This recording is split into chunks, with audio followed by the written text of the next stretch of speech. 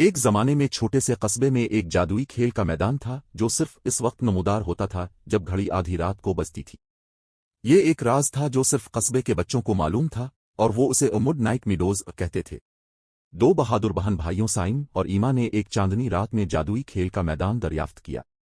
جیسے ہی clock tower کے 12 بج رہے تھے، ان کے گھر کے پچھواڑے کے کنارے پر ایک چمکتا ہوا پورٹل کھل گیا جس سے باہر کی حیرت کی دنیا سامنے آئے۔ پرجوش اور متجسس، سائم اور ایما نے پورٹل پر قدم رکھا اور اپنے آپ کو چمکتے جھولوں، بات کرنے والے جانوروں اور چمکتے ستاروں سے بنے راستوں سے بھرے ایک شاندار دائرے میں پایا۔ ایسا لگتا تھا کہ کھیل کا میدان ابدیت تک پھیلا ہوا ہے جس میں چھپے ہوئے کونوں کی کھوج کے منتظر ہے۔ سب سے پہلے جس کشش کا سامنا کرنا پڑا وہ اسپرنگ ووڈس تھا، جہاں درخت ہر اس شخص کے ساتھ راز اور حکمت کا اشتراک کرتے تھے جو سننا چاہتے تھے۔ سائم اور ایما نے دوستی، ہمت اور روزمرہ کے لمحات میں موجود جادو کی اہمیت کے بارے میں سیکھا۔ مزید آگے، انہوں نے گیگل گارڈنز دریافت کیا جہاں ہنسی کے جواب میں پھول کھلتے تھے۔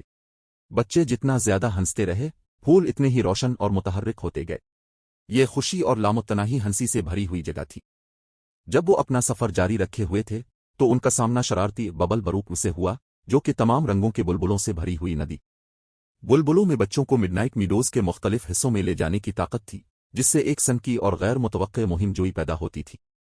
بالآخر بہن بھائی کھیل کے میدان کے قلب میں پہنچ گئے، ایک جگہ جسے اسٹار لائٹ سمٹ کہا جاتا ہے۔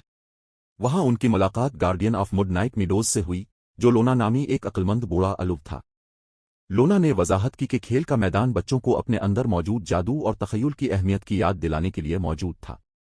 جادو سے بھری رات کے بعد سائم اور ایما پورٹل کے ذریعے گھر واپس آئے، ان کے دل نئے جادو اور حکمت سے بھرے ہوئے تھے۔